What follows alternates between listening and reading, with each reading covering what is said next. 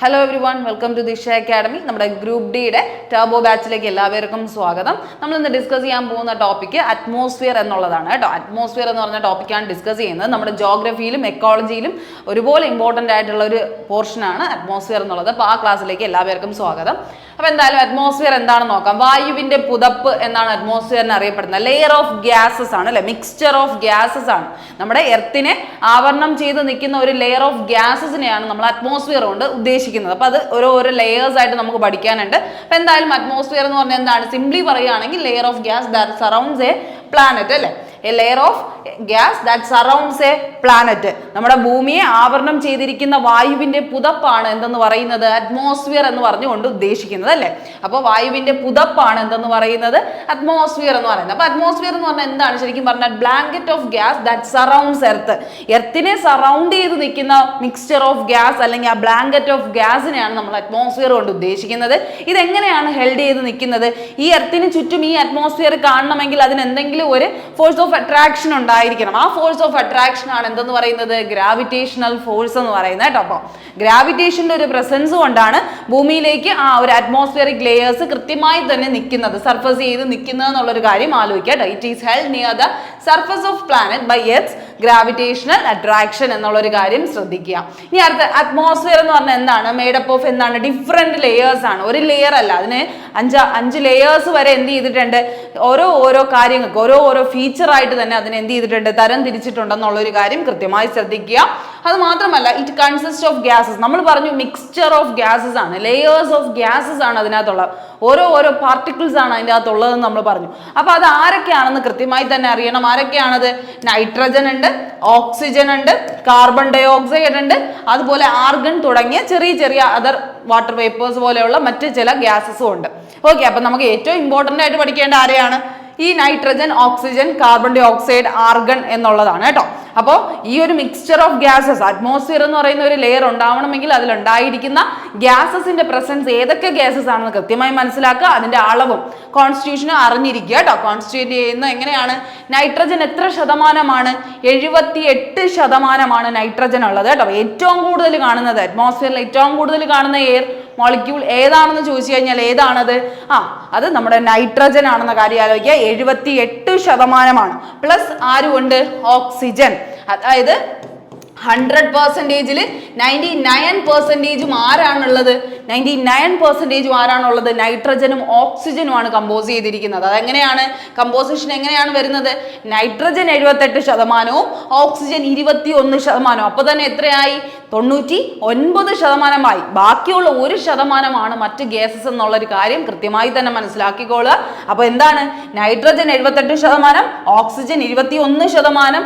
അത് കഴിഞ്ഞ് നിൽക്കുന്ന ഏറ്റവും അബണ്ടന്റ് ആയിട്ടുള്ള ഇനാർട്ട് ഗ്യാസ് എന്ന് വേണമെങ്കിൽ നമുക്ക് പറയാം അല്ലെ. ഇനാർട്ട് ഗ്യാസിന്റെ അറ്റ്മോസ്ഫിയർ അല്ലെങ്കിൽ അടുത്ത് നിൽക്കുന്ന ഗ്യാസ് ഏതാണ്, ആർഗൺ ആണ്. ഏതാണ്, ആർഗൺ ആണ്. നിങ്ങൾ എടുത്ത് ശ്രദ്ധിക്കേണ്ട കാര്യം എന്താണ്, കാർബൺ ഡൈ ഓക്സൈഡ് ആണ്. നമ്മൾ വിചാരിക്കും ഇത്രയും പ്രശ്നങ്ങൾ ഉണ്ടാക്കുന്ന കാർബൺ ഡൈ ഓക്സൈഡ് എത്ര അളവിനെ ഉള്ളൂ, ആർഗണിനെക്കാളും കുറവ് അളവിലേ ഉള്ളൂ എന്നുള്ളൊരു കാര്യം കൃത്യമായി തന്നെ ശ്രദ്ധിക്കുക. ഏറ്റവും കൂടുതൽ നൈട്രജൻ, അത് കഴിഞ്ഞ് ഓക്സിജൻ, അത് കഴിഞ്ഞ് ആരാണ്, മൂന്നാമത് നിൽക്കുന്ന എലമെന്റ്, അബണ്ടന്റ് എലമെന്റ് ഏതാണ്, ആർഗൺ ആണ്. 0.93%, നിയർ ടു 1 എന്നുള്ള രീതിയിലാണ് ഏത് നിൽക്കുന്നത്, നമ്മുടെ ആർഗൺ നിൽക്കുന്നത്. അതേസമയം കാർബൺ ഡൈ ഓക്സൈഡോ 0.0 ആണ്, 0.03 ആണ് വരുന്നത്. ഓക്കെ, അപ്പം കാർബൺ ഡൈ ഓക്സൈഡിനെക്കാളും കൂടുതലുള്ളത് ആരാണ്, ആർഗൺ ആണ്. ഇത്രയും പ്രശ്നങ്ങൾ ഉണ്ടാക്കുന്ന കാർബൺ ഡൈ ഓക്സൈഡ് എത്ര മാത്രമേ ഉള്ളൂ, 0.03% ആണ്. പക്ഷെ അത് വേരി ചെയ്യുന്നുണ്ടോ എന്നുള്ളൊരു കാര്യം കൃത്യമായി മനസ്സിലാക്കാം. അപ്പൊ ഇവിടെ ഒരു ക്വസ്റ്റ്യൻ വരുന്നത് എന്താണ്, abundant inert gas in atmosphere. Inert gas എന്ന് പറഞ്ഞാൽ ആരാണ്, നിങ്ങൾക്ക് അറിയാം, കാറ്റഗറൈസ് അനുസരിച്ച് നിയോൺ, ആർഗൺ തുടങ്ങിയ ക്രിപ്റ്റോൺ തുടങ്ങിയവരാണ് ഇനേർട്ട് ഗ്യാസ് ആയിട്ട് വരുന്നത്. അവരാണ് എന്തെന്ന് പറയുന്നത്, അതിൽ ഒരാളാണ് ആർഗൺ. ആ ആർഗൺ ആണ് അബണ്ടന്റ് ആയിട്ട് അറ്റ്മോസ്ഫിയറിൽ ഉള്ളത്. ഓക്കെ, അപ്പൊ അത്രയും കാര്യം അവിടെ സിമ്പിൾ ആയിട്ട് നിങ്ങൾ മനസ്സിലാക്കുക. ഇനി അടുത്ത് മനസ്സിലാക്കിയ ഡെഫിനിഷൻ എന്താണ്, അതിന്റെ ഒരു പ്രോപ്പർ ആയിട്ട് നമുക്ക് ജോഗ്രഫിക്കൽ ടേമിൽ എങ്ങനെ പറയാം എന്നുള്ളൊരു കാര്യം കൃത്യമായി ശ്രദ്ധിക്കുക. അറ്റ്മോസ്ഫിയർ എന്ന് പറഞ്ഞാൽ എന്താണ് ശരിക്കും പറഞ്ഞാൽ, അതൊരു പ്രൊട്ടക്റ്റീവ് ലെയർ ആണ്. ചുമ്മാ കുറെ മിക്സ്ചർ ഓഫ് ഗ്യാസസ് കൊണ്ട് നിറഞ്ഞിരിക്കുന്നു എന്നുള്ളൊരു മീനിങ് അല്ല വരുന്നത്. അറ്റ്മോസ്ഫിയറിന് എന്തിനാണ് നമ്മൾ ഉപയോഗിക്കുന്നത്, നമ്മളെ എർത്തിനെ പ്രൊട്ടക്ട് ചെയ്യുന്ന ഒരു ലെയർ ആണ് ഇതെന്ന് പറയുന്നത്. അറ്റ്മോസ്ഫിയർ എന്ന് പറഞ്ഞാൽ protective layer of gases that shelters all life on earth. നമ്മുടെ ബയോസ്ഫിയറിൽ താമസിക്കുന്ന എർത്തിന്റെ ബയോസ്ഫിയറിലുള്ള എല്ലാ ജീവജാലങ്ങളെയും പ്രൊട്ടക്ട് ചെയ്ത് നിർത്തുന്നത് ആരാണ്? ഈ അറ്റ്മോസ്ഫിയർ ആണെന്നുള്ള ഒരു കാര്യം മനസ്സിലാക്കുക. Keeping temperatures within a relatively small range and blocking out harmful rays of sunlight. നിങ്ങൾക്ക് അറിയായിരിക്കും ഈ സൺലൈറ്റിന്റെ UV റേസ് ഒക്കെ ഇവിടെ എത്താണ്ട് തടഞ്ഞു നിർത്തുന്ന എല്ലാ കാര്യങ്ങളും ചെയ്യുന്നത് ആരാണ്? ടെമ്പറേച്ചറിന്റെ ഏറ്റക്കുറച്ചിൽ, ഡേയിൽ ഇത്ര ടെമ്പറേച്ചർ, നൈറ്റിൽ ഇത്ര ടെമ്പറേച്ചർ എന്നുള്ള രീതിയിൽ അതിന്റെ കൃത്യമായിട്ടുള്ള വേരിയേഷൻ മനസ്സിലാക്കി കൊണ്ടുപോകുന്നത് ആരാണ്? അറ്റ്മോസ്ഫിയറിന്റെ പ്രസൻസ് ഉള്ളത് കൊണ്ട് മാത്രമാണെന്നുള്ളൊരു കാര്യം മനസ്സിലാക്കുക. അപ്പൊ ഫീച്ചേഴ്സ് ഓഫ് അറ്റ്മോസ്ഫിയർ എന്തൊക്കെയാണ്? അറ്റ്മോസ്ഫിയറിന്റെ ഒരു പർട്ടിക്കുലാരിറ്റി അല്ലെങ്കിൽ അതിന്റെ ആ ഒരു ഫീച്ചേഴ്സ് എന്താണെന്നുള്ളൊരു കാര്യം കൃത്യമായി മനസ്സിലാക്കുക. എന്താണ് ഏറ്റവും പ്രധാനമായി പറയുന്നത്? Helps retain the sun's heat and prevents it from escaping back into space.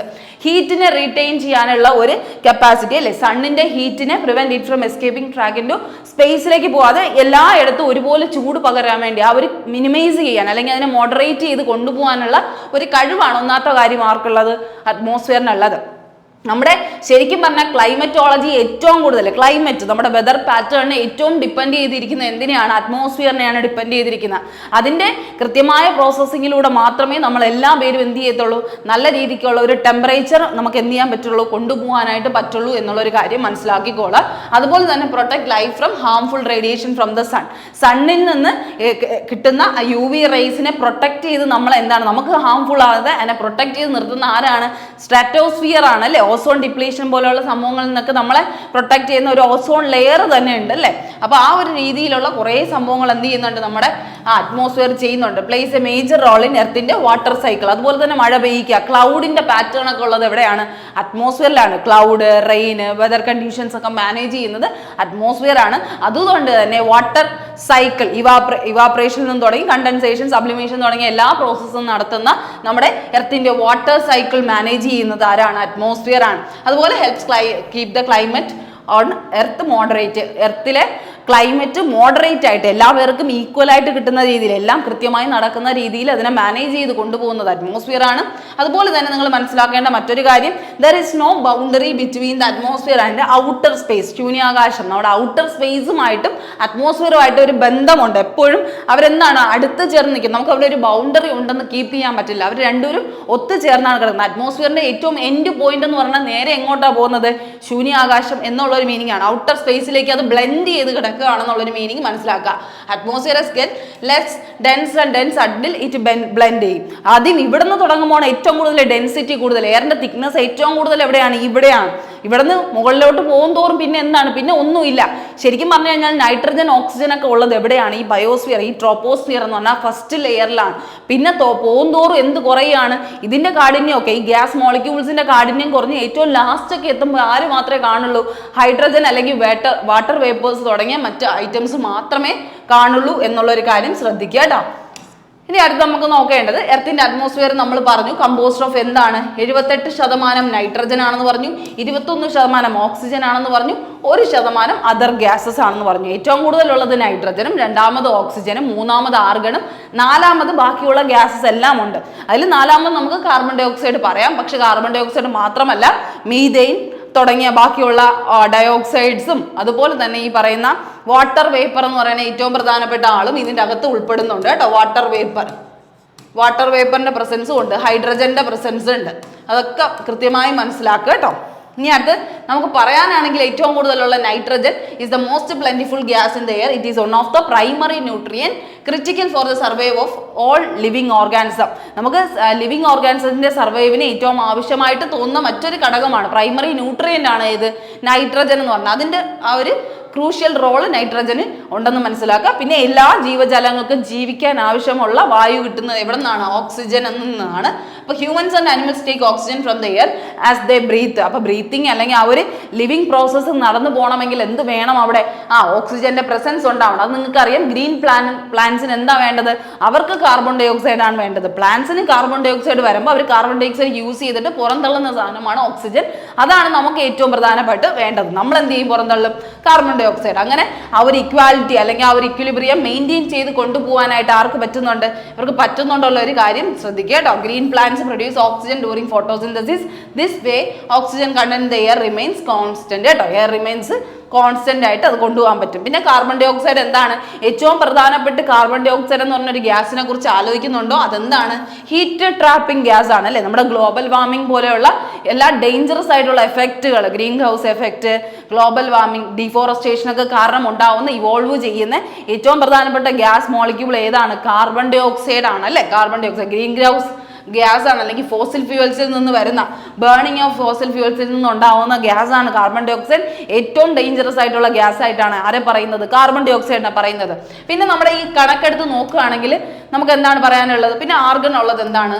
Argon എന്ന് പറഞ്ഞ ഫില്ലറിൻ എന്താണ്? ലൈറ്റ് ബൾബുകളാണ് അല്ലേ? ബൾബുകളിലൊക്കെ ഇൻകാൻഡസെന്റ് ബൾബ് പോലെയൊക്കെ ഉള്ള ബൾബുകളിലൊക്കെ ആർഗൺസ് യൂസ് ചെയ്യുന്നുണ്ട് to prevent the oxidation of the filament. കാരണം ഇനേർട്ട് ഗ്യാസ് ആയതുകൊണ്ട് അതിന്റെ ഓക്സിഡേഷൻ നടക്കാതിരിക്കാൻ, എയർ മോളിക്യൂൾസ് അവിടെ പ്രസന്റ് ആവാതിരിക്കാൻ വേണ്ടി എന്താണ് യൂസ് ചെയ്യുന്നത്? ഇനേർട്ട് ഗ്യാസസ് ആണ് യൂസ് ചെയ്യുന്നത് ബൾബുകളിലൊക്കെ. അപ്പോൾ അത് ആലോചിക്കുക. Argon is used in the process of വെൽഡിങ്ങിലും യൂസ് ചെയ്യുന്നുണ്ടെന്നുള്ളൊരു കാര്യം. മാനുഫാക്ചറിങ് ഇങ്ങനത്തെ ഇലക്ട്രിക്കൽ കാര്യങ്ങൾക്കൊക്കെ ആര് യൂസ് ചെയ്യുന്നുണ്ട്? ആർഗണിനെ യൂസ് ചെയ്യുന്നെന്ന് ആലോചിക്കാം. ഇനി ഏറ്റവും പ്രധാനമായിട്ട് നിങ്ങൾ ശ്രദ്ധിക്കേണ്ടത്, ഇത്രയും ഗ്യാസസ് ഉണ്ടെന്ന് പറഞ്ഞു നമ്മൾ. ഇതിൽ തന്നെ എന്തുകൊണ്ട്? പെർമനന്റ് ഗ്യാസും ഉണ്ട്, അതുപോലെ എന്തുകൊണ്ട്? വേരിയിങ് ഗ്യാസും ഉണ്ട്, വേരിയബിൾ ഗ്യാസും ഉണ്ട്, പെർമനന്റ് ഗ്യാസും ആണ്. അപ്പൊ നിങ്ങൾ കൃത്യമായി മനസ്സിലാക്കുക എന്താണ് വേരിയബിൾ ഗ്യാസ് എന്ന് ചോദിച്ചു കഴിഞ്ഞാൽ എന്താണ്? വേരി ചെയ്യും. അതിന്റെ വാല്യൂ നമ്മളിപ്പോൾ ഇത്രയും പറഞ്ഞില്ലേ, നൈട്രജൻ എത്ര ശതമാനം എന്ന് പറഞ്ഞു? 78%. ഓക്സിജൻ എത്രയെന്ന് പറഞ്ഞു? 21% എന്ന് പറഞ്ഞു. അതുപോലെ ആർഗൺ എത്രയെന്ന് പറഞ്ഞു? നമ്മൾ 0.93% ആണെന്ന് പറഞ്ഞു. 0.93% പറഞ്ഞു. കാർബൺ എത്രയാണ്? 0.038% എന്നുള്ള രീതിയിലാണ് കാർബൺ ഡൈ ഓക്സൈഡ് നിൽക്കുന്നത്. പക്ഷെ ശരിക്കും പറഞ്ഞു കഴിഞ്ഞാൽ ഇവിടെ നൈട്രജനും ഓക്സിജനും ആർഗണും ഇത്രയും നാളും എടുത്ത് നോക്കിക്കഴിഞ്ഞാൽ, എപ്പോഴാണോ പാസ്റ്റ് വൈസ് നമ്മൾ നോക്കിക്കഴിഞ്ഞാൽ അതിനൊരു ചേഞ്ചസ് വന്നിട്ടില്ല. അത് പെർമനന്റ് ആയിട്ട് തന്നെ ആ വാല്യൂ കീപ്പ് അപ്പ് ചെയ്ത് പോകുന്നുണ്ട് കേട്ടോ. അപ്പൊ ആ ഒരു കാര്യം നമ്മൾ വിചാരിക്കുമ്പോൾ ഓക്സിജൻ ഇത്രയേ ഉള്ളൂ എന്നുള്ളൊരു മീനിങ് ആണ്. പക്ഷെ അത് യൂസബിൾ ആയിട്ട് പോകുന്നുണ്ട്. പക്ഷെ അതിന്റെ എൻഡ് പ്രോഡക്റ്റ് എന്താണ്? എപ്പോഴും പെർമനന്റ് ആണ്. എൻഡിങ് എപ്പോഴും പെർമനന്റ് ആയിട്ടാണ് നിൽക്കുന്നത്. പക്ഷെ അതേസമയം കാർബൺ ഡൈ ഓക്സൈഡ് അങ്ങനെയല്ല.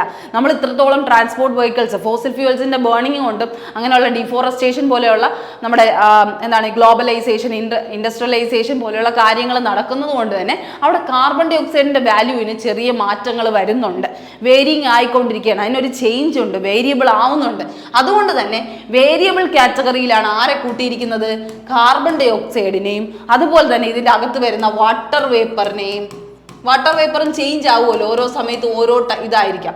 വാട്ടർ വേപ്പറിനെയും പിന്നെ മീതെയിൻ, CH4 എന്ന് പറയുന്ന ആളുണ്ട്. മീതെയിൻ CH4 എന്ന് പറയുന്ന ആളുണ്ട്. ആ ആളെയൊക്കെ ഏതിലാണ് കൂട്ടുന്നത്? വേരിയബിൾ പോർഷനകത്താണ് കൂട്ടുന്നത് എന്നുള്ളൊരു കാര്യം കൃത്യമായി മനസ്സിലാക്കുക. പെർമനന്റിലാണ് നൈട്രജൻ, ഓക്സിജൻ, ആർഗൺ വരുന്നതെങ്കിൽ വേരിയബിളിലാണ് carbon dioxide, methane, water vapour ഒക്കെ വരുന്നത് എന്നുള്ളൊരു കാര്യം കൃത്യമായി തന്നെ ശ്രദ്ധിച്ചോളാം. ഓക്കെ, അത് അത്ര അവിടെ പോയിന്റ് ആയിട്ട് മനസ്സിലാക്കുക. ഇനി നമുക്ക് പഠിക്കേണ്ട മെയിൻ ആയിട്ടുള്ളത് എന്താണ്? നമ്മുടെ അറ്റ്മോസ്ഫിയറിന്റെ ലേയേഴ്സ് ആണ്. നമ്മുടെ അറ്റ്മോസ്ഫിയറിന്റെ ലെയർ ആണ്. എർത്തിനെ ആവരണം ചെയ്തിരിക്കുന്ന ലെയറിനെ കുറിച്ചാണ് നമുക്ക് പഠിക്കേണ്ടത്. അപ്പം എർത്ത് ഇവിടെ നിൽക്കുകയാണെങ്കിൽ എർത്തിന്റെ ഏറ്റവും ഫസ്റ്റ് നിൽക്കുന്ന ലെയർ ആരാണ്? ട്രോപ്പോസ്ഫിയർ ആണ് അല്ലെ? ഫസ്റ്റ് ലെയർ എന്തോ ആണ്? ട്രോപ്പോസ്ഫിയർ ആണ്. സെക്കൻഡ് ലെയർ എന്തോന്നാണ്? സ്ട്രാറ്റോസ്ഫിയർ ആണ്. തേർഡ് ലെയർ എന്തോ ആണ്? മീസോസ്ഫിയർ ആണ്. അത് കഴിഞ്ഞ് തെർമോസ്ഫിയർ, അത് കഴിഞ്ഞ് എക്സോസ്ഫിയർ ആണ് പിന്നെ എന്തുമായിട്ട് മിക്സ് ആവുന്നത്? ഔട്ടർ സ്പേസുമായിട്ട് മിക്സ് ആയിക്കൊണ്ടിരിക്കുന്നത്. കാരണം പിന്നെ എന്താണെന്ന് നമുക്കും അറിയാമല്ല. അങ്ങോട്ട് പോകുന്നതോറും ഡെൻസിറ്റി കുറഞ്ഞു വരെയാണ്. അവിടെ ഇനി എന്താണെന്നുള്ളൊരു കാര്യം. അത് മാത്രമല്ല, പ്ലാനറ്റുമായിട്ട്, സൂര്യനുമായിട്ട് അടുത്ത് നിൽക്കുന്ന സ്ഥലമാണ് ഇവിടെയൊക്കെ. പ്ലാനറ്റിൽ നിന്ന്, നമ്മുടെ എർത്തിൽ നിന്ന് എത്രയോ അകലുന്നോ അത്രത്തോളം നമ്മൾ സൂര്യനുമായിട്ട് ക്ലോസ് ആവുന്നു എന്നുള്ളൊരു മീനിങ് ആണ് വരുന്നത്. അപ്പോൾ ഇവിടത്തേക്ക് ടെമ്പറേച്ചർ അധികമാണ്. അതുകൊണ്ട് തന്നെ അവിടെ എന്താണ്? ഔട്ടർ സ്പേസുമായിട്ട് അത് ബ്ലെൻഡ് ആയിക്കൊണ്ട് പോയിക്കൊണ്ടിരിക്കുകയാണ് ചെയ്യുന്നത് കേട്ടോ. അപ്പോൾ ഓരോ ലെയേഴ്സിനെ പറ്റിയിട്ട് നമുക്ക് അതിന്റെ ഫീച്ചേഴ്സിനെ പറ്റിയിട്ടും പഠിക്കേണ്ട ആവശ്യമുണ്ട്. അപ്പം എന്താണ് ട്രോപ്പോസ്ഫിയർ എന്നുള്ളൊരു കാര്യം കൃത്യമായി ശ്രദ്ധിക്കാം.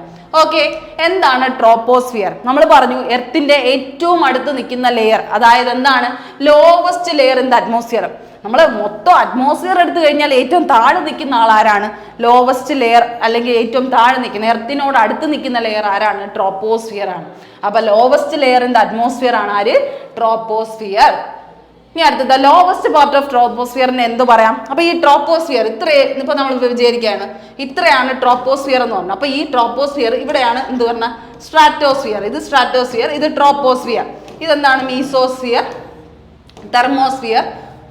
തെർമോസ്ഫിയർ, ഇത് എക്സോസ്ഫിയർ. ഇങ്ങനെയാണ് നമ്മുടെ ലെയർ വരുന്നതെങ്കിൽ ഈ ട്രോപ്പോസ്ഫിയറിന് ഏറ്റവും താഴെയും ഒരു ലെയർ കാണും, ഈ മുകളിലും അങ്ങനെ ഒരു ലെയർ കാണും. അതിൽ നമ്മൾ എന്താ പറയുന്നത്? Lowest part. ഈ ലോവസ്റ്റ് പാർട്ടിനെ പറയുന്ന പേരാണ് എന്തെന്ന് പറയുന്നത്? ബൗണ്ടറി ലെയർ എന്ന് പറയുന്നത്. എന്താണ്? ബൗണ്ടറി ലെയർ എന്ന്. അതുപോലെ ഈ ട്രോപ്പോസ്ഫിയറും സ്ട്രാറ്റോസ്ഫിയറിനെയും തമ്മിൽ കണക്ട് ചെയ്യുന്ന ലെയറിനെയാണ് ട്രോപ്പോപോസ് എന്ന് പറയുന്നത്. എന്താണ്? ട്രോപ്പോപോസ്. അപ്പൊ അത് കൃത്യമായി നിങ്ങൾ മനസ്സിലാക്കുക. താഴത്തെ ലെയറിനെ ബൗണ്ടറി ലെയർ എന്നും പറയും, മുകളിലുള്ള സ്ട്രാറ്റോസ്ഫിയറുമായിട്ട് കണക്ട് ചെയ്യുന്ന ലെയറിനെ ട്രോപ്പോപോസ് എന്നും പറയും എന്നുള്ളൊരു കാര്യം മനസ്സിലാക്കിക്കോളാം കേട്ടോ. ഇനി അടുത്ത്, എർത്തിന്റെ troposphere extend from its surface to an average about 12 kilometres in height. അപ്പൊ നിങ്ങൾ ഇവിടെ പഠിക്കേണ്ട കാര്യം എത്ര കിലോമീറ്റർ ആണ്. ശരിക്കും പറഞ്ഞു കഴിഞ്ഞാൽ ഇവിടെ കൊടുത്തിട്ടുണ്ട് ട്രോപ്പോസ്ഫിയർ എന്ന് പറഞ്ഞാൽ 0 to 12 to 18 കിലോമീറ്റർ ആണെന്ന് പറയുന്നുണ്ട്. അപ്പൊ 0-ൽ നിന്ന് തുടങ്ങി, എപ്പോഴും സ്റ്റാർട്ടിങ് എന്താണ്? 0-ൽ നിന്ന് സ്റ്റാർട്ട് ചെയ്ത് ഒരു 12 കിലോമീറ്റർ ഡിസ്റ്റൻസ് ആണ് ഏതുള്ളത്? ട്രോപ്പോസ്ഫിയർ എന്ന് പറയുന്ന ലെയർ അറ്റ്മോസ്ഫിയർ എടുത്ത് നോക്കുകയാണെങ്കിൽ ഉള്ളത്. ഏറ്റവും 10,000 കിലോമീറ്റേഴ്സ് വരെ നമ്മുടെ അറ്റ്മോസ്ഫിയറിക് ലെയേഴ്സ് ഉണ്ട്. പക്ഷെ അതിൽ 0 to എത്ര കിലോമീറ്റേഴ്സ് നമുക്ക് ട്രോപ്പോസ്ഫിയർ ഉള്ളൂ? 12 കിലോമീറ്റേഴ്സ് നമുക്ക് ട്രോപ്പോസ്ഫിയർ ഉള്ളൂ എന്നുള്ളൊരു കാര്യം മനസ്സിലാക്കുക കേട്ടോ. അപ്പൊ 0 എവിടെയാണെന്ന് ചോദിച്ചാൽ എവിടെയാണ്? That troposphere extends from Earth's surface to an average about 12 kilometers. Average ആണ് 12. ഏകദേശം 12 to 18 kilometers വരെ ആവാം. ഓക്കെ, 18 കിലോമീറ്റർ വരെ ആകാം. അത് കാരണം എന്താണ്? ഒരു ട്രാൻസിഷൻ ആണല്ലേ. ട്രോപ്പോസ്ഫിയറിൽ നിന്ന് പതിയെ മാത്രമേ സ്ട്രാറ്റോസ്ഫിയറിലേക്ക് മാറാൻ പറ്റുള്ളൂ. അപ്പൊ അതിന്റെ ഇടയിൽ ഒരു എന്തുണ്ടായിരിക്കും? ട്രോപ്പോസ്ഫിയറിന്റെ പ്രസൻസ് വന്ന് തന്നെയാണ് അത് എന്ത് ചെയ്യുന്നത്? ഫെയ്ഡായി ആണ് പോകുന്നത്. അപ്പോൾ ആ ഒരു പ്രസൻസ് ഒരു 13, 15, 18 തൊട്ടൊക്കെ എന്ത് കാണും? ആ ഒരു സ്ട്രാറ്റോസ്ഫിയർ ലെയറും കൂടെ മിക്സ് ആയാണ് പോകുന്നത് കേട്ടോ. അപ്പൊ അതൊന്ന് ശ്രദ്ധിക്കുക. 0 to 12 കിലോമീറ്റർ ആണ് നമ്മൾ മിനിമം പറയാറുള്ളത്. അതിൽ എന്താണ്? വിത്ത് ഇറ്റ്സ് ഹൈറ്റ് ലോവർ എവിടെയാണ്? എർത്തിന്റെ പോളിൽ. അതായത് 0 എവിടെയാണ് ഉള്ളത്? ശരിക്കും പറഞ്ഞാൽ പോൾസിലാണ്. പോൾസിൽ 0-യും 12 കിലോമീറ്റർ ഹയർ എവിടെയാണ് ഉള്ളത്? ഇക്വേറ്ററിലും ആണെന്നുള്ളൊരു കാര്യം ആലോചിക്കുക. Height lower in poles and higher in എവിടെയാണ്? ഇക്വേറ്റർ എന്നുള്ളൊരു കാര്യം ശ്രദ്ധിക്കുക കേട്ടോ. അപ്പൊ ഹൈറ്റ് എവിടെയാണ്? ലോവർ. പോൾസിൽ ലോവറും എർത്തിന്റെ ഇക്വേറ്ററിൽ എന്താണ്? ഹയറും ആണെന്നുള്ളൊരു കാര്യം ആലോചിക്കുക. ഇവിടെ എഴുതിയിട്ടുണ്ട്. അപ്പൊ 0 to 12 കിലോമീറ്റേഴ്സ് ആണെങ്കിൽ 0 എവിടെയാണ്? പോൾസിലും. അതുപോലെ തന്നെ 12 എവിടെ ആയിരിക്കും? അപ്പോൾ ഇക്വേറ്ററിലും ആണെന്നുള്ളൊരു കാര്യം മനസ്സിലാക്കിക്കോളുക. ഇനി അടുത്ത് ദ ടെമ്പറേച്ചർ. ഏറ്റവും കൂടുതൽ ശ്രദ്ധിക്കേണ്ടത് നമ്മൾ ടെമ്പറേച്ചർ ഡിഫറൻസ് അനുസരിച്ചിട്ടാണ് ശരിക്കും ലെയേഴ്സിനെ തിരിച്ചിട്ടുള്ളത്. അപ്പോൾ ആ ടെമ്പറേച്ചറിൽ തന്നെ ട്രോപ്പോസ്ഫിയറിൽ എന്താണ് നടക്കുന്നതെന്ന് ചോദിച്ചു കഴിഞ്ഞാൽ ഡിക്രീസസ് വിത്ത് ഹൈറ്റ് ആണ്. Decreases with height. ഹൈറ്റ് കൂടുന്നതിനനുസരിച്ച് എന്ത് കുറയാണ്? ടെമ്പറേച്ചർ കുറയുകയാണ്. നിങ്ങൾ ഈ ഒരു ടെമ്പറേച്ചറിന്റെ കേസ് എല്ലാ ലെയേഴ്സിലും പഠിക്കണം. ഫസ്റ്റ് ലെയർ അതായത് ട്രോപ്പോസ്ഫിയർ ലെയറിൽ എന്താണ്? ഈ ഡിസ്റ്റൻസ് ഇവിടെയാണ് ഏറ്റവും കൂടുതൽ ഹയർ ടെമ്പറേച്ചർ കൂടുതൽ. ഏറ്റവും മുകളിലോട്ട് പോകുന്നതോറും ആൾട്ടിറ്റ്യൂഡ് കൂടുന്തോറും എന്ത് കുറയാണ്? ടെമ്പറേച്ചർ കുറയാണ്. എന്ത് കുറയാണ്? ടെമ്പറേച്ചർ. ഏറ്റവും കൂടുതൽ ടെമ്പറേച്ചർ ഇവിടെ ആയിരിക്കും, ലോ ആയിരിക്കും എവിടെ? മുകളിൽ എന്നുള്ളൊരു കാര്യം മനസ്സിലാക്കിക്കൊള്ളുക കേട്ടോ. അപ്പം ഇവിടെ troposphere also decreases with height ആണ്. അപ്പം ഓൾസോ ഡിക്രീസസ് വിത്ത് ഹൈറ്റ്. കൂടുന്തോറും പൊക്കം കൂടുന്തോറും ടെമ്പറേച്ചർ എന്ത് ചെയ്യാണ്? കുറയുകയാണെന്നുള്ളൊരു മീനിങ് ഇവിടെ ഉണ്ട്. അത് മനസ്സിലാക്കിക്കോളാം. On top of this layer is what is referred to as tropopause. നമ്മൾ പറഞ്ഞില്ല ഏറ്റവും ടോപ്പിൽ കാണുന്നത് ട്രോപ്പോപോസ് ആണ്. It is the densest atmospheric layer. മാത്രമല്ല ഡെൻസിറ്റി എന്ത് ചെയ്യാണ്? കൂടി വരുന്നത്. കാരണം ഈ എന്താണ്? ടെമ്പറേച്ചർ കുറയുമ്പോൾ അവിടെ ഓട്ടോമാറ്റിക്കലി ഡെൻസിറ്റി കൂടുകയാണ്. അതുകൊണ്ട് തന്നെ it is the densest atmospheric layer എന്നാണ് പറയുന്നത്. ടെമ്പറേച്ചറിന് ഓപ്പോസിറ്റ് ആയിട്ടാണ് ഡെൻസിറ്റി വർക്ക് ചെയ്യുന്നത്. അതുകൊണ്ട് തന്നെ ഏറ്റവും ഡെൻസസ്റ്റ് ലെയർ ഏതാണെന്ന് ചോദിച്ചു കഴിഞ്ഞാൽ ഏതാണ്? Wait of the rest of the atmosphere above എല്ലാത്തിൻ്റെയും വെയിറ്റ് കൊണ്ട് നിറഞ്ഞു നിൽക്കുന്നത്, അറ്റ്മോസ്ഫിയറിന്റെ ഏറ്റവും ഇമ്പോർട്ടൻറ്റ് പാർട്ടിക്കിൾസ് ഒക്കെ കൊണ്ട് കംപ്രസ് ചെയ്ത് നിൽക്കുന്നത് എവിടെയാണ്? ഡെൻസിറ്റി കൂടി നിൽക്കുന്നത് എവിടെയാണ്? ഈ പറയുന്ന ട്രോപ്പോപോസ് എന്ന് പറയുന്ന ലെയറിലാണ്. അതായത് ടെമ്പറേച്ചർ കുറഞ്ഞു നിൽക്കുന്ന, ഡെൻസിറ്റി കൂടി നിൽക്കുന്ന ഈ പറയുന്ന സ്ട്രാറ്റോസ്ഫിയറിനും ട്രോപ്പോസ്ഫിയറിനും ഇടയിലുള്ള ആ പോയിന്റിലാണ്. ഓക്കെ, ആ ഇക്വേറ്റർ റീജിയനിലാണെന്നുള്ളൊരു കാര്യം മനസ്സിലാക്കുക. അപ്പോൾ ടെമ്പറേച്ചർ ഇൻ ദ ട്രോപ്പോസ്ഫിയർ എന്ത് ചെയ്യാണ്? ഡിക്രീസസ് വിത്ത് ഹൈറ്റ് ആണ്. അത് മാത്രമല്ല എന്താണ് അവിടെ പറയുന്നത്? It is a densest atmospheric layer compressed by the weight of the rest of the atmospheric layers എന്നാണ് പറയുന്നത് കേട്ടോ. അപ്പോൾ അത് മനസ്സിലാക്കിക്കോളാം. ഏറ്റവും ഡെൻസസ്റ്റ് അറ്റ്മോസ്ഫിയറിക് ലെയർ ഏതാണെന്ന് ചോദിച്ചു കഴിഞ്ഞാൽ ആൻസർ ഏതാണ്? ട്രോപ്പോസ്ഫിയർ എന്ന് പറഞ്ഞാൽ മതി. എടുത്തു പറയുകയാണെങ്കിൽ ട്രോപ്പോപോസ് എന്നും കൂടെ മനസ്സിലാക്കി വയ്ക്കുക കേട്ടോ. Most of Earth weather happens here and almost all clouds that are generated by weather are found here. പിന്നെ നിങ്ങൾക്ക് അറിയാലോ നമ്മൾ കാണുന്നതാണ് ട്രോപ്പോസ്ഫിയർ. ആ ട്രോപ്പോസ്ഫിയറിലാണ് എന്തുള്ളത്? ഏറ്റവും കൂടുതൽ ക്ലൗഡ്സ് പ്രസന്റ് ആയിട്ടുള്ളത്. ക്ലൗഡ്സിന്റെ പ്രസൻസ്, വെതർ കണ്ടീഷന്റെ ഫിനോമിനൽ ചേഞ്ചസ്, ഇതെല്ലാം നടക്കുന്ന മഴ പോലെയുള്ള എല്ലാ കാര്യങ്ങളും നടക്കുന്ന എവിടെയാണ്? ട്രോപ്പോസ്ഫിയറിലാണ് അല്ലേ. നമ്മുടെ ട്രോപ്പോസ്ഫിയറിക് റീജിയൻ, അതായത് ഏറ്റവും ടോപ്പിൽ നിന്ന് തന്നെ തുടങ്ങാം. നമുക്ക് ക്ലൗഡ്സിന്റെ പ്രസൻസും വെതർ പാറ്റേണിൽ ഉണ്ടാകുന്ന ചേഞ്ചസും ഇതെല്ലാം കാണുന്ന എവിടെയാണ്? നമ്മുടെ ട്രോപ്പോസ്ഫിയറിക് റീജിയനിലാണെന്ന കാര്യം മനസ്സിലാക്കിക്കോളൂ കേട്ടോ. അത് മനസ്സിലാക്കുക. ബേർഡ്സ് ഒക്കെ ഏകദേശം ഫ്ലൈ ചെയ്യുന്നത് ശരിക്കും പറഞ്ഞു കഴിഞ്ഞാൽ ഇവരുടെ രണ്ടുപേരുടെ സ്ട്രാറ്റോസ്ഫിയറിന്റെയും അതുപോലെ തന്നെ ട്രോപ്പോസ്ഫിയറിന്റെ ഏറ്റവും ടോപ്പ് ലെയറിലൂടെയൊക്കെയാണ് എയറോപ്ലെയിൻ പോകുന്നത്. ഈ ക്ലൗഡിനും ഏറ്റവും മുകളിൽ കൂടെയാണ് ജെറ്റുകൾ പോകുന്നതൊക്കെ. ഓക്കെ, അപ്പം അത് ശരിക്കും പറഞ്ഞാൽ ട്രോപ്പോസ്ഫിയറിന്റെ ഏറ്റവും ടോപ്പ് ലെയർ ആണെന്ന് വേണമെങ്കിൽ പറയാം. പക്ഷേ ട്രോപ്പോസ്ഫിയറിലല്ല അത് ഇൻക്ലൂഡഡ് ആയിട്ട് ഉള്ളത് കേട്ടോ. അപ്പോൾ അതൊന്ന് ശ്രദ്ധിച്ചോളുക. ഇനി അടുത്ത് വരുന്ന സ്ട്രാറ്റോസ്ഫിയർ ആണ് നമുക്ക് ഏറ്റവും ഇമ്പോർട്ടൻ്റ് ആയിട്ട് പഠിക്കാനുള്ളത്. ട്രോപ്പോസ്ഫിയർ ആണ് എന്തെന്ന് പറഞ്ഞത്? ഫസ്റ്റ് ലെയർ ആണെന്ന് പറഞ്ഞത്. പക്ഷേ സ്ട്രാറ്റോസ്ഫിയർ സെക്കൻഡ് ലെയർ ആണ്. മാത്രമല്ല ഏറ്റവും പ്രധാനമായിട്ടുള്ള കാര്യം എന്താണ്? Located between approximately 12 to 50 kilometres. മറ്റതെന്താണ്? 12 കിലോമീറ്ററിൽ എൻഡ് ആയല്ലേ? 0 to 12 കിലോമീറ്റേഴ്സ് ആയിരുന്നു ഏത്? ട്രോപ്പോസ്ഫിയർ. ഇവിടെ 12 to 50 കിലോമീറ്റർ വരെ എന്താണ്? 50 കിലോമീറ്റർ വരെ 0 to അല്ലെങ്കിൽ ഈ പറയുന്ന 12 to 50 കിലോമീറ്റർ വരെ സ്ട്രാറ്റോസ്ഫിയർ presence ആണ്. Above Earth's surface, the stratosphere is perhaps best known as home to Earth's ozone layer. എന്തിനാണ് ഏറ്റവും കൂടുതൽ സ്ട്രാറ്റോസ്ഫിയർ അറിയപ്പെടുന്നത്? നമ്മുടെ UV റേഡിയേഷനെ പ്രൊട്ടക്ട് ചെയ്യുക, UV റേഡിയേഷനെ അബ്സോർബ് ചെയ്ത് അതിനെ എന്ത് ചെയ്യുന്നു? പുറത്തോട്ട് റിലീസ് ചെയ്യാതെ ട്രാപ്പ് ചെയ്ത് വെക്കുന്ന സാധനമാണ് എന്തെന്ന് പറയുന്നത്? ദ ഓസോൺ ലെയർ എന്ന് പറയുന്നത്. അതുകൊണ്ട് തന്നെ സ്ട്രാറ്റോസ്ഫിയറിനെ എന്തെന്ന് പറയുന്നത്? Best known as home to എർത്തിന്റെ ozone layer. Home to earth ozone layer എന്നാണ് ആരെ പറയുന്നത്? സ്ട്രാറ്റോസ്ഫിയറിനെ പറയുന്നത്. അൺലൈക്ക് ദ ട്രോപ്പോസ്ഫിയർ, ടെമ്പറേച്ചർ നമ്മൾ പറഞ്ഞു, ടെമ്പറേച്ചർ അവിടെ എന്താണ്? പൊക്കം കൂടുന്തോറും ടെമ്പറേച്ചർ കുറയൂ എന്ന് പറഞ്ഞു. പക്ഷെ നേരെ തിരിച്ച് ഇവിടെ എങ്ങനെയാണെന്നൊന്ന് ശ്രദ്ധിച്ചേ. Unlike the troposphere, the temperature in the stratosphere increases with altitude. Increase ചെയ്യും. ആൾട്ടിറ്റ്യൂഡ് ഏറ്റവും പൊക്കത്തിലേക്ക് എത്തുമ്പോൾ ടെമ്പറേച്ചർ കൂടെയാണ് ചെയ്യുന്നത്. കാരണം എന്തെന്ന് ചോദിച്ചു കഴിഞ്ഞാൽ, സ്ട്രാറ്റോസ്ഫിയറിൽ എന്ന് പറയുമ്പോൾ ഇപ്പോൾ ഇത് സ്ട്രാറ്റോസ്ഫിയർ ആണെന്ന് വിചാരിച്ചോ. ഇത് സ്ട്രാറ്റോസ്ഫിയർ ആണെങ്കിൽ ഈ പോർഷൻ എന്താണ്? ട്രോപ്പോസ്ഫിയറും ഈ ട്രോപ്പോപോസും ആയിട്ടൊക്കെ ഉള്ള ഒരു ലിങ്കേജ് ആണ്. പക്ഷേ ഈ സ്ട്രാറ്റോസ്ഫിയറിന്റെ ഏറ്റവും മുകളിലത്തെ ലെയറിലാണ് എന്ത് വരുന്നത്? ശരിക്കും പറഞ്ഞു കഴിഞ്ഞാൽ നമ്മുടെ ഏകദേശം 25 ഒരു വാല്യൂ ഉണ്ട്. 25 to 50 കിലോമീറ്റർ എന്നുള്ള ഒരു ടൈമിലേക്കാണ് എന്തുള്ളത്? നമ്മുടെ ഓസോൺ ലെയർ ഉള്ളത് കേട്ടോ. അപ്പോൾ ഇവിടെ എഴുതിയിട്ടില്ല with altitude due to presence of the ozone layer. Ozone layer പറഞ്ഞാൽ ശരിക്കും പറഞ്ഞാൽ 25 to 50 കിലോമീറ്ററിന് ഇടയിലാണ് കേട്ടോ. 25 to 50 കിലോമീറ്ററിന് ഇടയിലാണ്. അപ്പം ശരിക്കും പറഞ്ഞാൽ എവിടെയാണോ ഓസോൺ ലെയർ, ഓസോൺ ആ ഒരു ലെയർ കൊടുത്തിരിക്കുന്നത്, ആ ലെയറിലേക്ക് UV റേഡിയേഷനൊക്കെ അബ്സോർബ് ചെയ്യുകയാണ് ചെയ്യുന്നത്. അപ്പോൾ ഇത്രയും അബ്സോർബ് ചെയ്യുമ്പോൾ അവിടെ ഓട്ടോമാറ്റിക്കലി എന്തുണ്ടാവും? ഹീറ്റ് ഉണ്ടാവും അല്ലേ? അവിടെ ഹീറ്റിൻ്റെ പ്രസൻസ് കൂടുതലായിരിക്കും. അതുകൊണ്ട് അത്രയും ടെമ്പറേച്ചർ നമ്മുടെ ആൾട്ടിറ്റ്യൂഡ് കൂടുന്തോറും അവിടെ എന്താണ്? ഈ ഹീറ്റിൻ്റെ പ്രസൻസ് കൂടിയാണ് വരുന്നത്. അതായത് unlike the troposphere, temperature in the stratosphere increases with altitude. നമ്മൾ പറഞ്ഞു എത്ര തൊട്ട് എത്ര വരെയാണ്? 12 to ഇത്രയാണ് സിമ്പിൾ ആയിട്ട് പറയുകയാണെങ്കിൽ 12 to 50 കിലോമീറ്റർ വരെ സ്ട്രാറ്റോസ്ഫിയർ ഉണ്ട്. പക്ഷേ അതിൽ 25 to 50 കിലോമീറ്റർ ആണ് നമ്മുടെ ഓസോൺ ലെയർ പ്രസന്റ് ആയിട്ടുള്ളത്. ഇതിന്റെ ഈ ഒരു മിഡിൽ പോർഷനിലാണ് ഓസോൺ ലെയർ ഉള്ളത്. അപ്പോൾ ആ മിഡിൽ പോർഷനിൽ തൊട്ട് എന്താണ്? ഹീറ്റ് അബ്സോർബ് ചെയ്യാണ്. ഹീറ്റ് അബ്സോർബ് ചെയ്യുമ്പോൾ ഇവിടെ എന്ത് പറ്റും? ഈ ചുറ്റും നിൽക്കുന്ന പ്ലേസസിൽ എന്താണ്? ഹീറ്റ് ടെമ്പറേച്ചർ എന്തായിരിക്കും? കൂടുതലായിരിക്കും അല്ലേ? അതുകൊണ്ടാണ് ഇവിടെ എന്താണ്? താഴെ നിന്ന് മുകളിലോട്ട് എത്തും തോറും എന്താണ്? ആൾട്ടിറ്റ്യൂഡിനനുസരിച്ച് ടെമ്പറേച്ചർ കൂടുകയാണെന്നുള്ളൊരു കാര്യം പറയുന്നത് കേട്ടോ. അപ്പോൾ altitude due to the presence of ozone layer ഉള്ളത് കൊണ്ടാണ് അങ്ങനെ വരുന്നത്. വിച്ച് അബ്സോർബ്സ് എന്തിനെയൊക്കെ അബ്സോർബ് ചെയ്യുന്നുണ്ട്?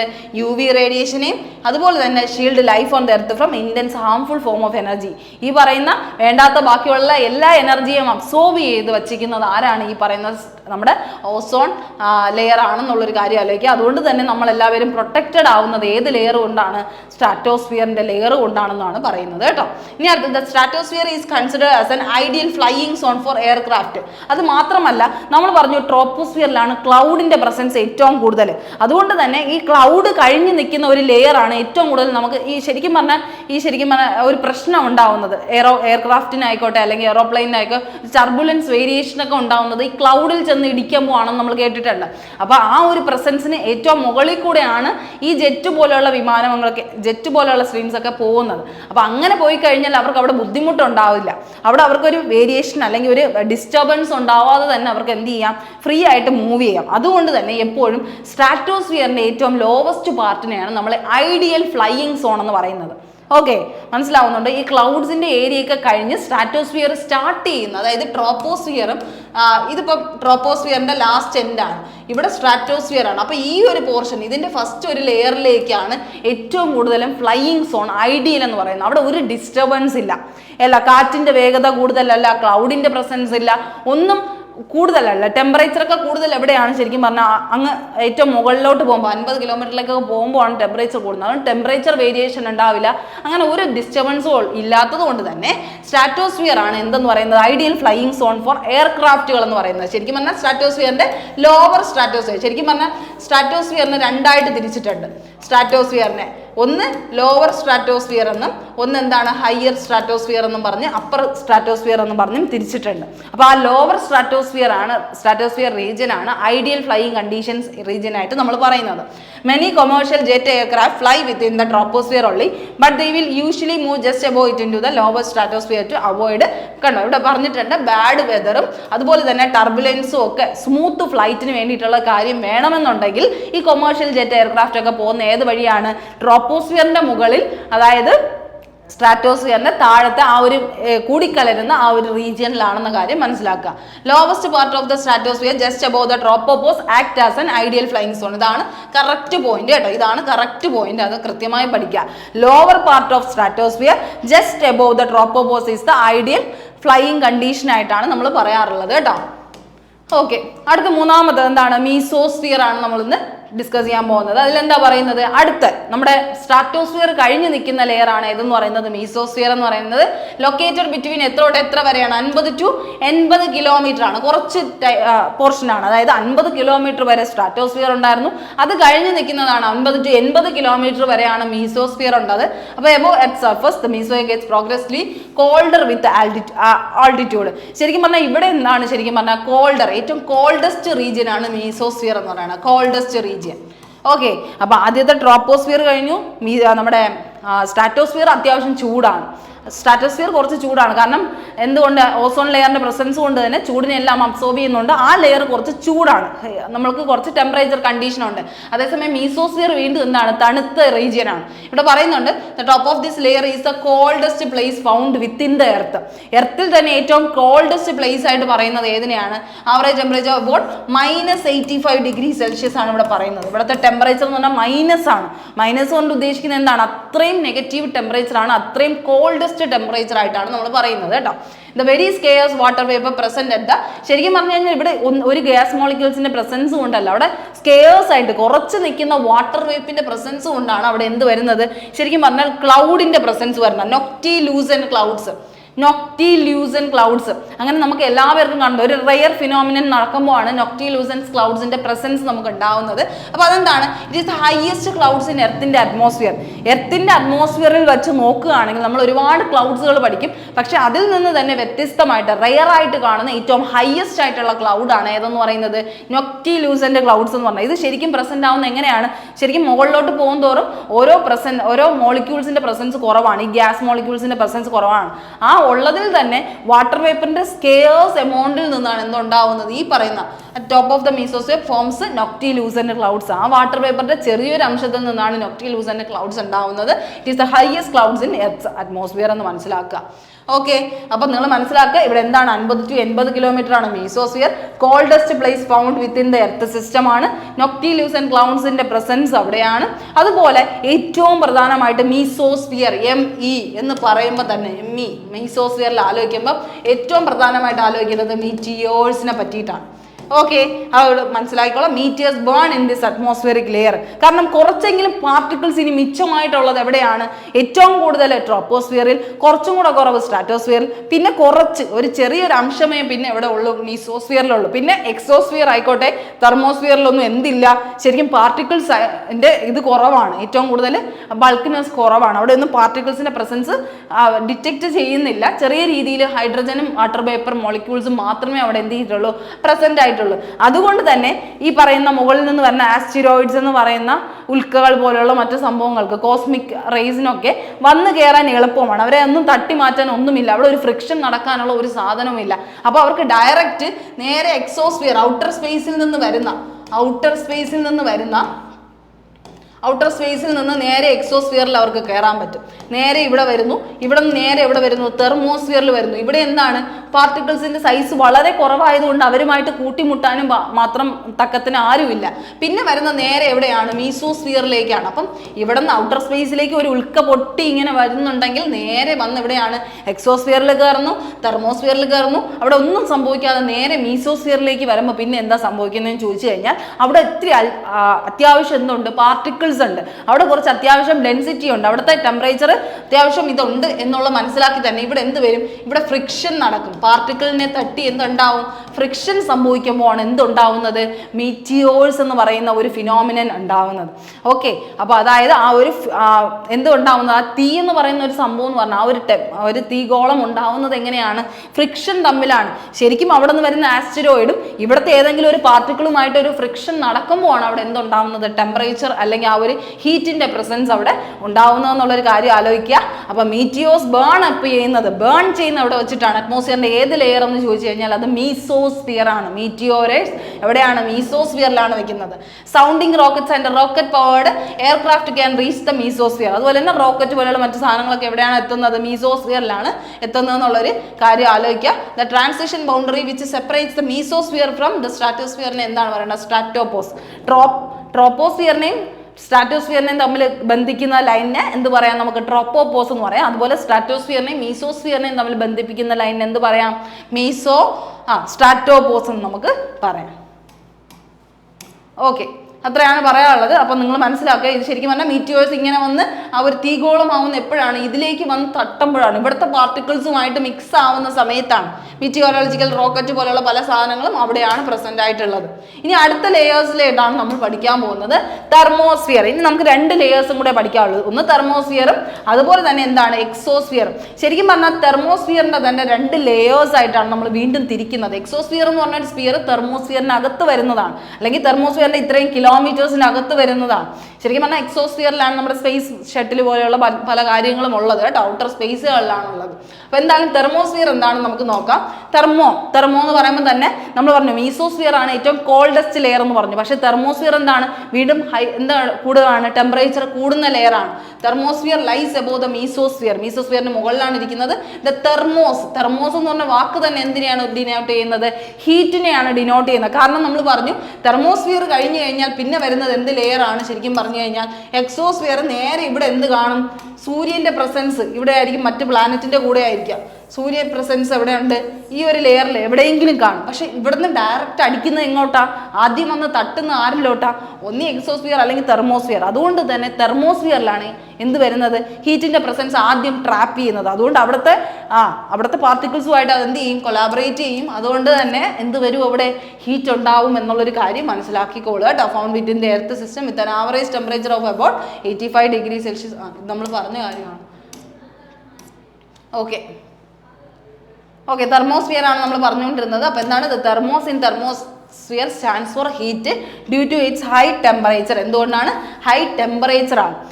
നമ്മുടെ മീസോസ്ഫിയറിൽ ലോ ടെമ്പറേച്ചർ, ഏറ്റവും കോൾഡസ്റ്റ് ടെമ്പറേച്ചർ ആണെങ്കിൽ ഇവിടെയാണ് ഏറ്റവും ഹൈ ടെമ്പറേച്ചർ എന്ന് മനസ്സിലാക്കുക. Because this layer is much closer to എന്താണ്, സണ്ണുമായിട്ട് അടുത്ത് നിൽക്കുന്നതാണ്. Reach temperature up to 2000 degree Celsius വരെ എന്ത് എത്താം, ഈ പറയുന്ന ഹീറ്റിൽ എത്താൻ പറ്റും എന്നുള്ളൊരു കാര്യം. സണ്ണിനോട് അടുത്ത് നിൽക്കുന്നതുകൊണ്ട് സണ്ണിന്റെ റേഡിയേഷനും ഹീറ്റ് വേവ്സും എല്ലാം ആർക്ക് കിട്ടുന്നുണ്ട്, ഈ പറയുന്ന തെർമോസ്ഫിയർ എന്ന് പറയുന്ന ലെയറിലേക്ക് കിട്ടുന്നു. എന്തുകൊണ്ട് എക്സോസ്ഫിയർ വരാത്തതെന്ന് ചോദിച്ചു കഴിഞ്ഞാൽ തെർമോസ്ഫിയറിന്റെ തന്നെ 2 ലെയറുകളാണ്, എക്സോസ്ഫിയറും അതുപോലെ തന്നെ എന്തും അയണോസ്ഫിയർ എന്നുമുള്ള കാര്യം മനസ്സിലാക്കുക കേട്ടോ. അതുകൊണ്ടാണ് അങ്ങനെ പറയുന്നത്. It can reach temperature up to 2000 degree Celsius. This layer is very hot with a high temperature range that lies between 500 degree Celsius തൊട്ട് 2000 ഡിഗ്രി സെൽഷ്യസ് വരെ ഇതിന്റെ ചൂട് കൂടാം എന്നുള്ളൊരു കാര്യമാണ് പറയുന്നത്. This layer absorb the energetic. എന്തുകൊണ്ടാണ് ഈ ഒരു ചൂട് വരുന്നതെന്ന് ചോദിച്ചു കഴിഞ്ഞാൽ എന്ത് തന്നെയാണ്, സണ്ണിന്റെ അൾട്രാവയലറ്റ് റേസ് എമിറ്റ് ചെയ്യുന്നത്. സൺ എമിറ്റ് ചെയ്യുന്ന അൾട്രാവയലറ്റ് റേസ് ഒക്കെ ആര് അബ്സോർബ് ചെയ്യുകയാണ്, ഈ പറയുന്ന ലെയർ അബ്സോർബ് ചെയ്ത് അവിടെ എന്തുണ്ടാവുകയാണ്, ഹൈ ടെമ്പറേച്ചർ റേഡിയേഷൻ ഉണ്ടാവുകയാണ്. There density is extremely low in this layer. മാത്രമല്ല ഡെൻസിറ്റി മുകളിലോട്ട് പോകും തോറും ആൾട്ടിറ്റ്യൂഡ് അനുസരിച്ച് ഡെൻസിറ്റി കുറഞ്ഞു വരെയാണ്. അതുകൊണ്ട് ഒന്നും ചെയ്യാൻ പറ്റില്ല, ടെമ്പറേച്ചർ അവിടെ ഓട്ടോമാറ്റിക്കലി ഹയർ ആയിരിക്കും. ഓക്കെ, ഇനി അടുത്തത് thermosphere extend from about 85 kilometres to the outer edges of the atmosphere to about 800 kilometre. നമ്മൾ പറഞ്ഞു കഴിഞ്ഞു 800 കിലോമീറ്റർ വരെയാണ് അതിന്റെ ഒരു ഡിസ്റ്റൻസ് പോകുന്നത്. Above the earth surface this layer is also known as upper atmosphere. ഇതിനെയാണ് അതുകൊണ്ട് തന്നെ അപ്പർ അറ്റ്മോസ്ഫിയർ. ഏറ്റവും ലോവർ അറ്റ്മോസ്ഫിയർ ആയിരുന്നു ഏതെന്ന് പറയുന്നത് ട്രോപ്പോസ്ഫിയർ എങ്കിൽ അപ്പർ അറ്റ്മോസ്ഫിയർ എന്ന് പറഞ്ഞ പേര് കിട്ടിയിരിക്കുന്ന ആർക്കാണ്? തെർമോസ്ഫിയറിനാണ് കേട്ടോ, തെർമോസ്ഫിയറിനാണ്. This is the layer where the International Space Station തുടങ്ങിയ അതുപോലെ തന്നെ സാറ്റലൈറ്റ് ലോഞ്ചിങ് പോലത്തെ ഉള്ള എല്ലാ കാര്യങ്ങളും നടക്കുന്നത് അവിടെയാണ്. മാത്രമല്ല ദ അറോറ എന്ന് പറയുന്നത് നിങ്ങൾ കണ്ടായിരിക്കും, നോർത്തേൺ ലൈറ്റ്സുകൾ എന്ന് പറയുന്നത് അല്ലെ, നോർത്തേൺ ലൈറ്റ്സ് കൊണ്ട് സദേൺ ലൈറ്റ്സും ഉണ്ട്. ഒറോറ ബൊറിയാലിസിസ് എന്ന് പറഞ്ഞാൽ നോർത്തേൺ ലൈറ്റ്സും ഒറോറ ഓസ്ട്രാലിസ് എന്ന് പറഞ്ഞാൽ എന്താണ്? സദേൺ ലൈറ്റ്സും ആണ്. അതൊക്കെ ഉണ്ടാവുന്നത് എന്തിന്റെ ഫിനോമിനൻ കൊണ്ട് തന്നെയാണ്? ഈ പറയുന്ന ടെമ്പറേച്ചറിന്റെ ഈ ഒരു ഏറ്റവും കൂടുതൽ ഉള്ളത് കൊണ്ടും മാത്രമല്ല സണ്ണിന്റെ ഇലക്ട്രോൺസിന്റെ ഒരു പ്രസൻസ് കൊണ്ടും ഒക്കെയാണ് എന്ത് ചെയ്യുന്നത്, അങ്ങനെ ഒരു ഫിനോമിനൻ ഉണ്ടാവുന്നത് കേട്ടോ. അപ്പൊ ആ ഒരു കാര്യം കൃത്യമായി മനസ്സിലാവും. ഒറോറ എന്ന് പറയുന്ന ആ പ്രോസസ്സ് നടക്കുന്ന എവിടെയാണ്? തെർമോസ്ഫിയറിലാണ്. അത് കൃത്യമായി തന്നെ ആലോചിക്കുക. നോർത്തേൺ ലൈറ്റ്സ് അറോറ ഉണ്ടാവുന്നത് എവിടെയാണ്? ഈ പറയുന്ന തെർമോസ്ഫിയറിലാണെന്ന കാര്യം ആലോചിക്കുക. സ്പേസ് ഷട്ടിലും അവിടെയാണുള്ളത്. ഈ പറയുന്ന തെർമോസ്ഫിയറിനെയാണ് നമ്മൾ രണ്ടായിട്ട് തിരിച്ചിരിക്കുന്നത്. എന്താണ്? അയണോസ്ഫിയർ എന്നും എക്സോസ്ഫിയർ എന്നും. ലോവർ പാർട്ടിനെ അയണോസ്ഫിയർ എന്നും അപ്പർ പാർട്ടിനെ എന്താന്ന് പറയും? എക്സോസ്ഫിയർ എന്നും അറിയും. അതാണ് ബേസിക്കലി മനസ്സിലാക്കേണ്ടത്. തെർമോസ്ഫിയറിനെ രണ്ടായിട്ട് തിരിച്ചിട്ടുണ്ട്. അതുകൊണ്ടാണ് ഇതിന് എന്തെന്ന് അറിയപ്പെടുന്നത്? അപ്പർ അറ്റ്മോസ്ഫിയർ എന്ന് അറിയപ്പെടുന്നത്. അപ്പർ അറ്റ്മോസ്ഫിയർ എന്ന് തെർമോസ്ഫിയർ അറിയപ്പെടുന്നത്. ഇതിലൂടെ നിൽക്കുകയാണ്. കാരണം ഇതിന്റെ ബ്രാഞ്ചസ് ആണ്. ഒന്ന് ഏറ്റവും താഴെ കാണുന്ന റീജിയനെ അയണോസ്ഫിയർ എന്നും മുകളിൽ കാണുന്നതിന് എക്സോസ്ഫിയർ എന്നും പറയും. ഇത് ഡിസ്കവർ ചെയ്യുന്ന ആരാണെന്ന് ചോദിച്ചു കഴിഞ്ഞാൽ ഇതേതിനെയാണ്? അയണോസ്ഫിയറിനെയാണ് കേട്ടോ. ഇത് അയണോസ്ഫിയറിന്റെ കാര്യമാണ് പറയുന്നത്. അയണോസ്ഫിയറിന്റെ കാര്യമാണ് ഇവിടെ പറയുന്നത്. അയണോസ്ഫിയർ ഡിസ്കവർ ചെയ്യുന്നത് കെനലി ആൻഡ് ഹെവിസൈഡ് എന്ന് പറയുന്ന ആൾക്കാരാണ്. കെനലി ആൻഡ് ഹെവിസൈഡ് എന്ന് പറയുന്ന ശാസ്ത്രജ്ഞരാണ് അയണോസ്ഫിയർ എന്ന് പറയുന്ന ഇങ്ങനെ ഒരു ലെയർ ഉണ്ടെന്നുള്ളൊരു കാര്യം മനസ്സിലാക്കുന്നത്. In the lower part of thermosphere ionosphere found. അതാണ് നമ്മൾ പറഞ്ഞത്, ലോവർ റീജിയനെയാണ് അയണോസ്ഫിയർ എന്ന് പറയുന്നത്. ഇതിൽ എന്താണ് ഇവിടെ ഉള്ളത്? അയോൺസ് എന്ന് പറഞ്ഞാൽ എന്താണ്? ചാർജ്ഡ് പാർട്ടിക്കിൾസ് ആണ് അല്ലേ? ഇലക്ട്രിക്കലി മൂവിങ് ആയിട്ടുള്ള ചാർജ്ഡ് പാർട്ടിക്കിൾസ് ആണ്. Electrically charged particles known as ions എന്നാണ് നമ്മൾ പറയുന്നത്. അതാണ് ശരിക്കും പറഞ്ഞ അയണോസ്ഫിയർ അല്ലെ. ഇലക്ട്രിക്കലി ചാർജ്ഡ് പാർട്ടിക്കിൾസിനെയാണ് നമ്മൾ അയണോസ്ഫിയർ എന്ന് പറഞ്ഞാൽ. Hence it is known as ionosphere. Ionization of molecules എന്ന് പറഞ്ഞാൽ എന്താണ്? എങ്ങനെയാണ് അയണൈസേഷൻ നടക്കുന്നതെന്ന് ചോദിച്ചു കഴിഞ്ഞാൽ സണ്ണിന്റെ അൾട്രാ വയലറ്റ് റേസ് അല്ലെങ്കിൽ ആൽഫ തുടങ്ങി ഗാമ UV റേസ് ഒക്കെ തുടങ്ങി UV എക്സ് റേസ് ഗാമ റേസിന്റെ ഒക്കെ പ്രസൻസ് കാരണം അവിടെ ഒരു ചാർജ് എന്ത് ചെയ്യുന്നുണ്ട്? ഉണ്ടാവുന്നുണ്ട്. ആ ചാർജിന്റെ ഫലമായിട്ടാണ് അയണോസ്ഫിയർ എന്ന് പറഞ്ഞ ഒരു ലെയർ ഉണ്ടാവുന്നത്. ദിസ് ലെയർ ശരിക്കും എന്താണ്? ഹൈ എനർജി റേഡിയേഷനിൽ നിന്ന് നമ്മൾ എന്ത് ചെയ്യാണ്? പ്രൊട്ടക്ട് ചെയ്യുകയാണ് ചെയ്യുന്നത്. ശരിക്കും പറഞ്ഞാൽ സ്ട്രാറ്റോസ്ഫിയർ മാത്രമല്ല നമ്മളെ സണ്ണിന്റെ UV റേഡിയേഷനിൽ നിന്ന് സഹായിക്കുന്നത്. ശരിക്കും പറഞ്ഞു കഴിഞ്ഞാൽ ആ പ്രോസസ്സ് എവിടെ നിന്നേ തുടങ്ങുന്നുണ്ട്? ഈ പറയുന്ന തെർമോസ്ഫിയർ എന്ന് പറയുന്ന അയണോസ്ഫിയർ റീജിയൻ തൊട്ടേ തുടങ്ങുന്നുണ്ട്. ദിസ് ലെയർ ശരിക്കും shield the earth from harmful high energy റേഡിയേഷനിൽ നിന്ന് സഹായിക്കുന്നുണ്ട്. അത് അയോൺസ് ആയിട്ട് മാറുന്നുണ്ട് കേട്ടോ. റേഡിയോ വേവ്സ്, പിന്നെ ഏറ്റവും പ്രധാനമായിട്ട് അയണോസ്ഫിയറിൽ ശ്രദ്ധിക്കേണ്ടത് റേഡിയോ വേവ്സിന്റെ ട്രാൻസ്മിഷൻ നടക്കുന്നത്. Earth are reflected to the radio waves transmitted from the earth are reflected to the earth by this layer. അതുകൊണ്ടാണ് ഇവിടെ വെച്ചാണ് എന്ത് നടക്കുന്നത്? നമ്മുടെ ബ്രോഡ്കാസ്റ്റിങ്ങും സിഗ്നലിങ്ങും കാര്യങ്ങളൊക്കെ നടക്കുന്നത്. സാറ്റലൈറ്റിന്റെ സിഗ്നലിങ്, ബ്രോഡ്കാസ്റ്റിംഗ് പോലെയുള്ള സംഭവങ്ങൾ. റേഡിയോ വേവ്സിന്റെ ട്രാൻസ്മിഷൻ ഏറ്റവും കൂടുതലുള്ളത് അയണോസ്ഫിയർ റീജിയൻ ആണ്. അതായത് തെർമോസ്ഫിയറിൽ അയണോസ്ഫിയറിലാണ്. അതുകൊണ്ട് അവിടെ വെച്ചാണ് എന്ത് ചെയ്യുന്നത്? ആ കാര്യങ്ങൾ നടക്കുന്നത് എന്നുള്ളൊരു കാര്യം മനസ്സിലാക്കിക്കൊള്ളുക കേട്ടോ. അയണോസ്ഫിയറിന്റെ പോയിന്റ്സ് ആണ് ഈ എഴുതിയിരിക്കുന്നത്.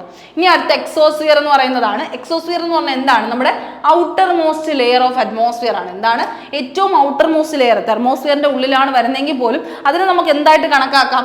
ഔട്ടർ മോസ്റ്റ് ലെയർ ആയിട്ട് കണക്കാക്കാം. അല്ലെങ്കിൽ എന്തെന്ന് പറയാം? നമുക്ക് final frontier of the earth gaseous envelope. എർത്തിന്റെ ഗ്യാഷ്യസ് എൻവലപ്പിന്റെ ഫൈനൽ പ്രോഡക്റ്റ് ആണ് ആരെന്ന് വേണമെങ്കിൽ നമുക്ക് പറയാം എക്സോസ്ഫിയർ. ഫൈനൽ ഫ്രോണ്ടിയർ ആണ് എന്തെന്ന് പറയാം? നമുക്ക് എർത്തിന്റെ ഗ്യാഷ്യസ് എൻവലപ്പിന്റെ ഫൈനൽ പ്രോഡക്റ്റ് ആണ് എക്സോസ്ഫിയർ എന്ന് പറയാം. Separate the other layers from the outer surface. അതായത് ഔട്ടർ സ്പേസിൽ നിന്ന് നമുക്ക് തിരുത്താൻ പറ്റുന്ന, അതായത് വേർതിരിക്കാൻ പറ്റുന്നത് ഏത് വഴിയാണ്? ശരിക്കും പറഞ്ഞാൽ എക്സോസ്ഫിയർ എന്ന് പറഞ്ഞ ഒരു ലെയർ വഴിയാണ്. ബാക്കിയുള്ള ലെയേഴ്സിനൊന്നും ഔട്ടർ സ്പേസ് ബന്ധിപ്പിക്കാതെ അതിനെ കണക്ട് ചെയ്ത് നിർത്തുന്ന ആരാണ്? ശരിക്കും പറഞ്ഞാൽ എക്സോസ്ഫിയർ ആണ്. There is no upper boundary of this layer as it's merges out. കാരണം നമ്മൾ പറഞ്ഞു തെർമോസ്ഫിയർ ഇവിടെ ആണെങ്കിൽ ഇതിന്റെ മുകളിലാണ് എക്സോസ്ഫിയർ. ഈ എക്സോസ്ഫിയറിന്റെ ഈ ഒരു പോർഷൻ തെർമോസ്ഫിയറുമായിട്ട് കണക്ഷനാണ്. പക്ഷെ ഇത് കഴിഞ്ഞ് എന്താണ് നടക്കുന്നതെന്ന് ശരിക്കും പറഞ്ഞാൽ അറിയില്ല. കാരണം ഇതെന്താണ്, മെർജ് ചെയ്യാണ്. ഇവിടുത്തെ ഡെൻസിറ്റി കുറഞ്ഞ് മെർജ് ചെയ്ത് എന്തുമായിട്ട് ലിങ്ക് ചെയ്യുകയാണ്, ഔട്ടർ സ്പേസുമായിട്ട് ഒരു ലിങ്കിങ് അവിടെ ഉണ്ടാവുക എന്നുള്ളൊരു കാര്യം മനസ്സിലാക്കുക. അതുകൊണ്ടാണ് there is no upper boundary. Lower boundary ആരുമായിട്ടാണ്, തെർമോസ്ഫിയറുമായിട്ടാണ്. അപ്പർ ബൗണ്ടറി ഇല്ല. കാരണം എന്താണ്, merges out in the space. This layer is about 10,000 kilometre thick. ഇത് ശരിക്കും പറഞ്ഞാൽ എത്ര കിലോമീറ്റർ വരെ പോകുന്നുണ്ട്, 10,000 കിലോമീറ്റർ വരെ തിക്നെസ് ഉണ്ട്. അത്രത്തോളം ലെയറുമായിട്ട് ഇത് എന്ത് ചെയ്യുന്നുണ്ട്, കണക്ട് ആയ ഔട്ടർ സ്പേസുമായിട്ട് കണക്ട് ആവുന്നുണ്ട്. It is also known as the first layer to shield earth from meteors. ശരിക്കും പറഞ്ഞാൽ ഇത്രയും ലെയേഴ്സ് ഉള്ളതിൽ ആദ്യം ബാക്കിയുള്ള സണ്ണിന്റെ റേഡിയേഷൻ ആയിക്കോട്ടെ, അല്ലെങ്കിൽ ഈ പറയുന്ന പോലെ മീറ്റിയോസ് പോലെ, ഉൽക്കകൾ പോലെയുള്ള പല പല ഫോറിൻ ഒബ്ജക്ട്സുകൾ ഈ പറയുന്ന നമ്മുടെ എർത്തിലേക്ക് അല്ലെങ്കിൽ നമ്മുടെ പ്ലാനറ്റിലേക്ക് എൻ്റർ ആവാതെ ഏറ്റവും കൂടുതൽ പ്രൊട്ടക്ട് ചെയ്ത് നിൽക്കുന്ന ഫസ്റ്റ് ലെയർ ആരാണ് ശരിക്കും പറഞ്ഞു കഴിഞ്ഞാൽ ഈ പറയുന്ന എക്സോസ്ഫിയർ ആണ് അല്ലേ. എർത്ത് ഫ്രം മീറ്റിയോസ്, ആക്സിഡോയിഡ്സ് ആൻഡ് കോസ്മിക് റേസ് പോലെയുള്ള ഏറ്റവും ഡേഞ്ചറസ് ആയിട്ടുള്ള നമുക്ക് സാധനങ്ങളിൽ നിന്ന് നമ്മൾ പ്രൊട്ടക്ട് ചെയ്യുന്ന ലെയർ ആണ് എക്സോസ്ഫിയർ എന്ന് പറയുന്നത്. ഇതിൽ പിന്നെ ഏറ്റവും കൂടുതൽ ശ്രദ്ധിക്കേണ്ട എന്താണ്, satellite orbits within the exosphere or below. The pressure in the exosphere is created by solar wind storms. Solar wind storms വഴിയാണ് ഈ ഒരു ഇവിടെ എന്താണ് ഏറ്റവും കൂടുതൽ ടെമ്പറേച്ചർ കാണപ്പെടുന്നത്. സോളാർ വിൻഡ് സ്റ്റോംസ് എന്ന് പറഞ്ഞാൽ സൂര്യനിൽ നിന്ന് വരുന്ന ആ ഒരു പ്രകാശരശ്മികളിൽ നിന്നുണ്ടാവുന്ന മാഗ്നറ്റിക് ഫീൽഡ് അല്ലെങ്കിൽ ആ ഒരു ഇലക്ട്രിക് ചാർജസിൽ നിന്നാണ് എന്ന് പറയുന്ന ആ ഒരു ഹീറ്റ് കപ്പാസിറ്റി ഉണ്ടാവുന്നത്. അപ്പോൾ ആ many satellites orbit within the exospheres or below. The pressure in the exospheres is created by solar wind storms. അവിടെ ഭയങ്കര പ്രഷറായിട്ട് അത്രയും ടെമ്പറേച്ചർ കൂടുതലാണ്, സണ്ണുമായിട്ട് ഏറ്റവും അടുത്ത് നിൽക്കുന്നു, സണ്ണിൻ്റെ ആ ഒരു സോളാർ വിൻഡിൽ നിന്ന് അടുത്ത് നിൽക്കുകയാണ്. അതുകൊണ്ട് തന്നെ അവിടുത്തെ പ്രഷറും എന്താണ്, അൾട്ടിമേറ്റ് ആണെന്നുള്ളൊരു കാര്യം മനസ്സിലാക്കുക. That compresses the air density in the air is very low ആണ്. അതുപോലെ എയർ ഡെൻസിറ്റി എന്താണ്, കുറവാണ്. Because hydrogen is present in this layer and is the lightest element on earth. എവിടെയാണ് ഹൈഡ്രജൻ കാണുന്നതെന്ന് ചോദിച്ചു കഴിഞ്ഞാൽ എവിടെയാണ്, എക്സോസ്ഫിയറിലാണ്. അതുകൊണ്ട് തന്നെ ഏറ്റവും ലൈറ്റസ്റ്റ് എലമെന്റ് എവിടെയാണ് കാണുന്നത്, അവിടെയാണ്. അതുകൊണ്ട് തന്നെ അവിടെ എന്താണ്, ഏറ്റവും ഡെൻസിറ്റിയും കുറവാണ്. അതുപോലെ തന്നെ ടെമ്പറേച്ചറിന്റെ എന്താണ് ആൾട്ടിറ്റ്യൂഡും അവിടെ എന്താണ് ഏറ്റവും ഹൈ ആയിട്ടാണ് പ്രവർത്തിക്കുന്നത്. അപ്പോൾ അത്രയും കാര്യങ്ങളാണ് നമ്മൾ ഇന്ന് എന്ത് ചെയ്യുന്നത്, ഡിസ്കസ് ചെയ്യാൻ ഉദ്ദേശിക്കുന്നത്. അപ്പോൾ ഓരോ പോയിന്റ്സ് കൃത്യമായി മനസ്സിലാക്കുക.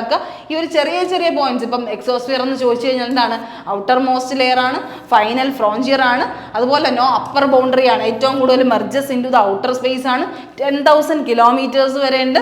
അതുപോലെ സാറ്റലൈറ്റ്സിന്റെ ഏറ്റവും കൂടുതൽ പർട്ടിക്കുലാരിറ്റി അതിന്റെ ഫീച്ചേഴ്സ് ഒക്കെ നടക്കുന്ന എവിടെയാണ്, many satellites orbit within the exosphere ആണ്.